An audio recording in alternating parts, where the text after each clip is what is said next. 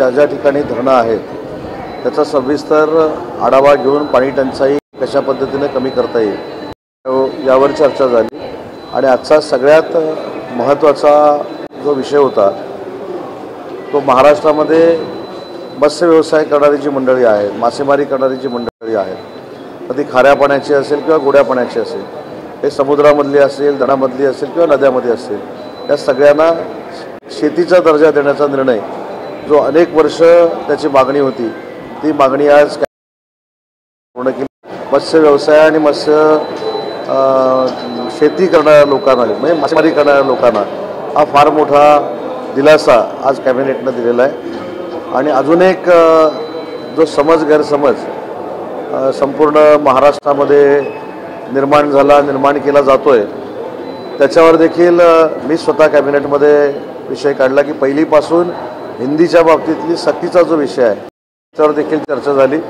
आणि त्याच्यावर स्वतः मुख्यमंत्र्यांनी जे खरं आहे ते कॅबिनेटमध्ये सांगितलं की केंद्र शासनानं 3 भाषा या शिकवल्या गेल्या पाहिजेत अशा पद्धतीचं धोरण स्वीकारलं।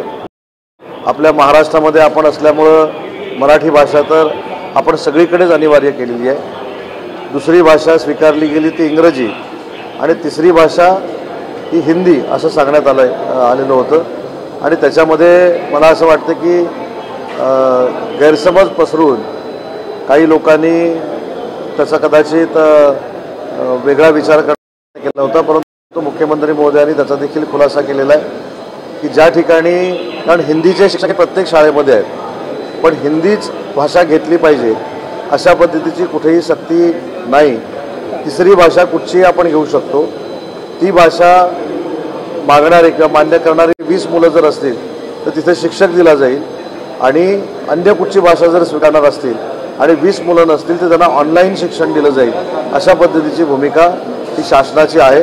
त्याच्यामुळं काही मंडळी याच्यातला जो गैरसमज निर्माण करत आहेत तो निर्माण करू नये अशा पद्धतीची भूमिका कॅबिनेटमध्ये घेतली गेली। म्हणजे याचा अर्थ दुसरी भाषा ही राहणारच, म्हणजे हिंदी असू दे किंवा दुसरी कुठली भाषा असू दे, पण त्याला पहिली गोष्ट अशी आहे की त्याला हीच भाषा घ्यावी ही सक्ती नाही आहे। जी भाषा ज्याला आवडते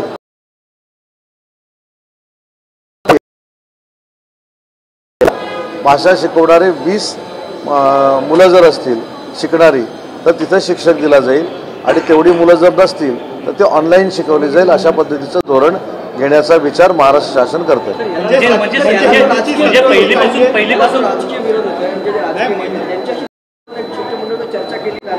ज्यावेळी चर्चा करायची त्यावेळी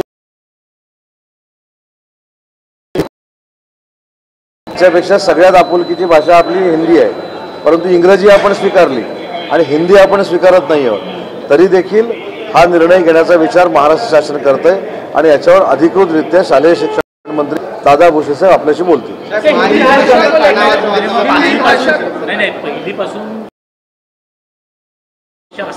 आजची चर्चा झाल्यानंतर हे पर्याय त्याच्यामध्ये पुढे आलेले आहेत, याच्यावर अधिकृत शालेय शिक्षण मंत्री दादा भुसे साहेब बोलतील।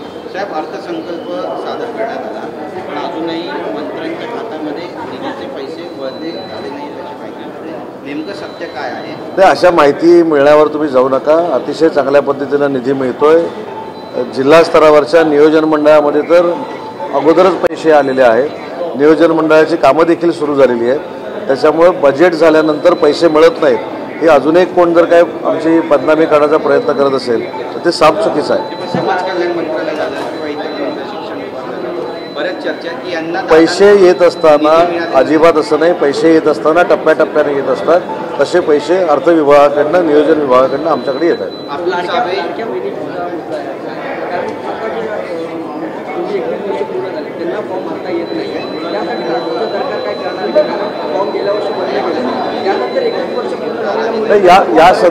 या संदर्भात मला असं वाटतं की योग्य तो निर्णय शासन विचार करून घेईल।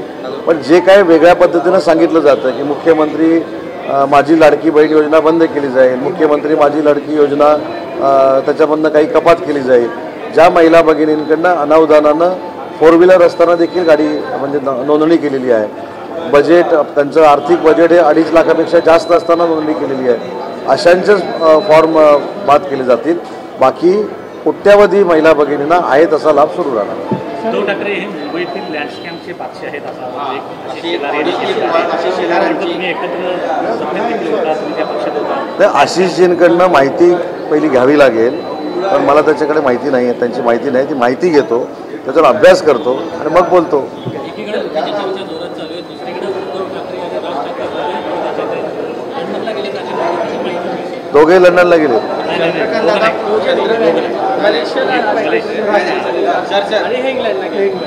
चंद्रकांत दादा पाटील म्हणतायत की माझी सगळी पदं उपभोगून झाली, आता फक्त गृहमंत्री पद शिल्लक आहे. त्याकडे कसं पाहता? नाही, मला असं वाटतं की हा भाजपाच्या पक्षाचा अंतर्गत मामला आहे. तर हा प्रश्न तुम्ही चंद्रकांत दादांना विचारला तर बरं होईल परत. आणि त्यांना मंत्रिपद देणारे किंवा त्यांना खातं वाटप करणारे देवेंद्रजी आहेत, त्यांना तुम्ही विचारा. आणि या दोघांचा जो विषय आहे की राजसाहेबांचा आणि युबीटीच्या पक्षप्रमुखांचा, संग्राम पोपटे यांनी या संदर्भात काल देखील परवा देखील मी सांगितलं की जसं शाळेमध्ये डबा खाताना तू माझ्याशी बोललं नाही पाहिजे, ह्यानं माझ्याशी नाही बोललं पाहिजे, तर चपाती खायला देतो, तर मी आणलेल्या घरनं काहीतरी खायला देतो, अशा अटी राजसाहेब ठाकरे मान्य करतील असं मला वाटत नाही. त्यांचा एक विचार आहे, त्यांचा स्वतंत्र पक्ष आहे आणि त्यांना झुकवून कोण जर युती करण्याचा प्रयत्न करत असतील आणि ते झुकतील असं मला वाटत नाही. असं म्हणतायत की जर कुणाला युतीतून बाहेर पडायचं तर ते बाहेर पडावं, त्या पद्धतीने बाबुराव कदम यांनी कुठेतरी एक नाराजी व्यक्त केली. अतुल सावे साहेब ज्यावेळी मंत्रालय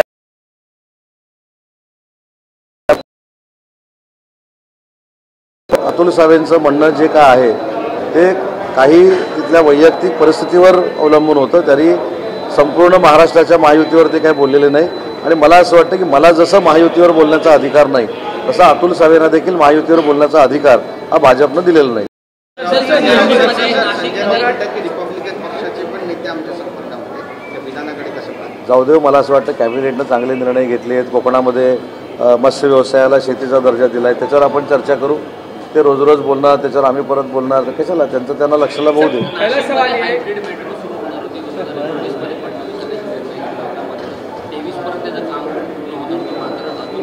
पण आज जे कॅबिनेटमध्ये निर्णय घेतले त्याच्यामध्ये हा निर्णय नव्हता. तो निर्णय झाल्यानंतर मी तुम्हाला नक्की सांगेन. पानी का जो प्रॉब्लम क्रिएट आगे जाके होने वाला है, उसके लिए पूरे जो डैम है उसका रिव्यू लेने का आदेश माननीय मुख्यमंत्री महोदय ने दिया है और वो रिव्यू अगले 8 दिन में होगा और अगले कैबिनेट में प्रेजेंटेशन होगा. लेकिन जो समस्या है महिलाओं को जिस तरह से कुएं में नीचे उतर के पानी निकालना पड़ रहा है, नहीं, वो फेक रील थी. हमारे पानी पुरवठा मंत्री गुलाबराव पाटिल साहब ने वो उसका क्लैरिफिकेशन दिया है. वो फेक रील था और जिसने वो बनाया उसके ऊपर गुना भी FIR भी रजिस्टर किया गया है. लेकिन ये अगर फेक रील है, कई जगहों पे स्थिति है. नहीं, क्या आपने जो बोला कि जो कुएं का प्रेजेंटेशन दिखाया गया वो फेक था और वो फेक रील बनाया गया था, उसके बारे में खुद गुलाबराव पाटिल साहब ने क्लैरिफिकेशन दिया है और जिसने ये बनाया उसके ऊपर FIR दर्ज है. दूसरा सवाल ये है कि मराठी भाषा खासकर जिस तरह से मनसे हुए उद्धव ठाकरे कह रहा है कि मराठी महाराष्ट्र में बोली जाएगी और उसका स्वीकार होगा, हिंदी नहीं होगी. क्या हिंदी स्टेट गवर्नमेंट ने जो पॉलिसी बनाई है उसमें हमने मातृभाषा करके मराठी को अनिवार्य किया है. अंग्रेजी भी उसमें शामिल है, हिंदी का भी समावेश उसमें होने वाला था. लेकिन ये सब्जेक्ट मैंने ही कैबिनेट में निकाला था, उसमें मुख्यमंत्री महोदय ने क्लैरिफिकेशन दिया है कि जिस क्लासरूम में, जिस क्लास में 20 से ज़्यादा कोई अगर हिंदी की मांग करता है तो उसको टीचर दिया जाएगा. लेकिन हिंदी उसमें सख्ती की गई है, अनिवार्य की गई है, ऐसी बात नहीं है. और जिनके साथ आगे जाके बात करना है उसके साथ भी हम बात करेंगे, ऐसा फैसला कैबिनेट ने लिया. कितनी भाषाओं को आप नोटिफाई कर रहे हैं? नहीं, वो अधिकार, ये अधिकार जो है वो मेरे सहकारी दादा भूसे साहब का है, वो शालेय शिक्षण मंत्री है, वो क्लैरिफिकेशन देंगे. तेलुगु हो, ये भाषा, इसका सब क्लैरिफिकेशन शालेय शिक्षण मंत्री दादा भूसे साहब देंगे. पाणी पुरवठ्या संदर्भातला जो व्हिडिओ आलेला होता त्याची माहिती पाणी पुरवठा मंत्र्यांनी अशी दिली की तो फेक होता. त्याने जो बनवलेलं रील होतं, जे खोटं बनवलेलं होतं, त्या माणसावर देखील गुन्हा रजिस्टर केलेला आहे. पाणी टंचाई नाही असं मी कुठेही मराठी भाषेमध्ये बोललेलो नाही. मी असं सांगितलं की धरणाचा रिव्ह्यू घेण्याचे आदेश मुख्यमंत्र्यांनी दिलेले आहेत. ज्या ठिकाणी पाणी टंचाई आहे त्या ठिकाणी मार्ग काढण्याचे निर्देश दिलेले आहेत. मी फक्त रीलच्या बाबतीमध्ये सांगितलं आणि रीलच्या बाबतीत सांगत असताना रील खोटा आहे पण पाणी टंचाई नाहीच आहे असं मी कुठेही बोललेलो नाही.